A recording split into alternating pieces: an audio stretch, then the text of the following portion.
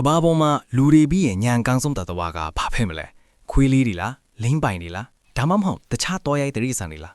ဒီနေ့မှာတော့ကျွန်တော်တို့နဲ့ DNA 68ရာခိုင်နှုန်းလောက်တူပြီးလူတွေလိုပဲစဉ်းစားတွေးခွာနိုင်တဲ့တတဝါအကြောင်းပြောပြပေးသွားမှာပါသူတို့ကဘလောက်တောင်ညံကောင်းလဲဆိုတာသိလိုက်ရင်တကယ်အံ့တော်သွားလိမ့်မယ်အဖြေကတော့ချင်ပန်စီမျှဝေနေပဲဖြစ်ပါတယ်သိပ္ပံပညာရှင်တွေလေ့လာကြရချင်ပန်စီတွေဟာတရိษံလောကမှာညံရီအမြင့်ဆုံးလို့သတ်မှတ်ခံထားရတယ်။ဘာလို့လဲဆိုတော့သူတို့ကတာမန်တရိษံတွေလိုအစာအစာအိတ်မျိုးပွားယုံတတ်မဟုတ်ပဲပြဿနာတွေကိုဖြေရှင်းနိုင်စွမ်း problem solving skill ရှိလို့ပါပဲ။လူတွေနဲ့မျိုးရိုးပြီးကြ DNA အရန်နီးစက်တဲ့အတွက်သူတို့ရဲ့အပြုအမူတွေကကျွန်တော်တို့နဲ့တော်တော်လေးဆင်တူတာတွေ့ရတယ်။သူတို့ညံကောင်းတယ်ဆိုတာကိုဘယ်လိုသက်သေသူရနဲ့လဲဆိုရင်သူတို့ကကိရိယာတန်ဆာပလာတွေကိုသုံးတတ်တယ်။ဥပမာတစ်ကိုင်း6လေးတွေကိုအသုံးပြုပြီးဘူးရက်စီအုံထက်ကဘူးရက်စီတွေကိုနှိပ်စားတတ်တယ်လို့အခွဲမာတီတွေကိုခွဲဖို့ကြောက်တုံးတွေကိုတူအဖြစ်သုံးတတ်ကြတယ်။ဒါတင်မကသေးဘူးနော်သူတို့မှတင်ယူလိလာနိုင်စွာနဲ့မှတ်ညံစွာအားလည်းအရန်ကောင်းတယ်။စံသက်ချက်တွေအရာဆိုရင်ကနန်းတွေကိုအစင်းလိုက်မှတ်မိတာမျိုးလူတွေတင်ပေးလက်တင်ကေတာပြစကားပြောလေးတွေကိုပါတင်ယူပြီးလူတွေနဲ့ပြန်လဲဆက်သွယ်ပြောဆိုနိုင်တာကိုတွေ့ရတယ်။တချို့ချင်ပန်စီတွေဆိုရင်ကွန်ပျူတာဂိမ်းအလွယ်စားလေးတွေကိုတောင်စော့နိုင်ကြတယ်လေ။ဒါပေမဲ့စိတ်ဝင်စားစရာကောင်းတာက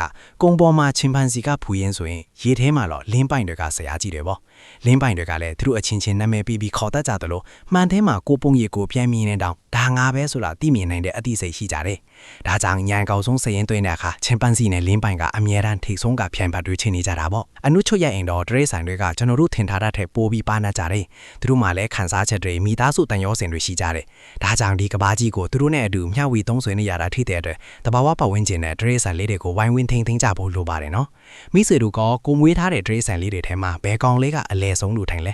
ကိုတွေးကြုံဖူးတဲ့အဖြစ်ဖြစ်လေးတွေရှိရင် comment မှာဝင်ရေးသွားပေးပါအောင်